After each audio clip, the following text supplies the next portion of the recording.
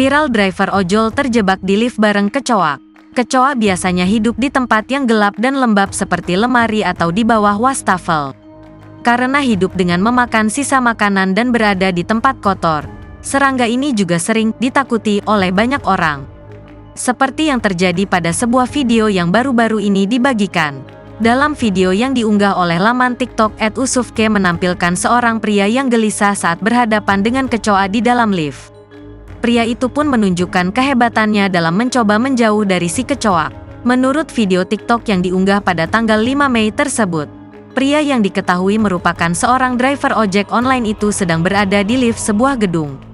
Ia tampak sedang melakukan pengiriman makanan karena terlihat memegang tas kresek penuh makanan di video tersebut.